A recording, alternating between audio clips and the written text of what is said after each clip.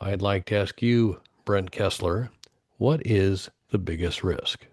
Yeah, well, let me answer it a couple different ways on there. But so as far as a risk, okay, as far as in our business and what we do when you have this type of policy, I tell people all the time there is no risk at all because nobody's ever lost money in a whole life insurance policy. But then I stop and I say, wait a minute, there is one risk. The risk is you. The risk is you, the client, and how you use the policy. So you're the only one that can screw this up. You are the only one that can screw this up. The insurance company is not going to screw it up. So who do you know better than you? So you're the risk factor. Now, as far as a risk, also when I because again I invest in properties. I have short-term rentals, long-term rentals, Airbnbs, VRBOs. I have raw land, and I do a lot of private lending in the real estate world. I lend to individuals for houses, even to cars, and I also lend into big property developments and to big communities, to real estate developers, where I'm providing a portion of their financing to build these big developments. Like we got one right now going in Covington, Georgia, another one in Fort Collins, Colorado, where these are big housing projects, right?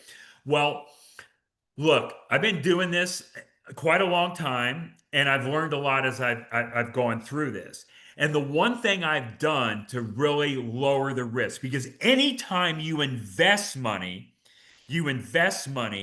you are assuming some sort of a risk. Okay. So that's why the insurance policy that I talk about is just like not an investment because you can't lose money. See, an investment, it can go up or it could go down, right? So there's a risk involved. But I would say to avoid risk at your greatest right, just as far as especially as far as in the real estate world, is to be in first position in everything that you do. Be in first position. How do I know that? Well, I've been in second position. Did it always work out? No. As a matter of fact, and I guess if I would have known you were going to ask me this question, I would have wore this shirt that I have, and it says, "If you're not first, you're last." That's what my T-shirt says. If you're not first, you're last. So I protect myself by being in first position, and I want the collateral on any money that I'm loaning. I want that collateral to be I want that collateral to be at least equal to, if not greater than, the loan amount that I'm actually loaning. Now, I might have to spend some time and energy going out and chasing down and trying to get that or get the collateral, which is going to be a pain in the butt, but you would much rather have the collateral than not have it. One more thing I want to point out from my own personal experience. A couple years ago, we experienced Hurricane Ian. Part of my portfolio of rental property is in Captiva Island, Florida, North Captiva, Florida. I own a property. If you go out and you take a look at it just for a rental, it's called CaptivaBeachSunset.com. Beautiful property, sits right on the Gulf of Mexico. It sleeps 18 people.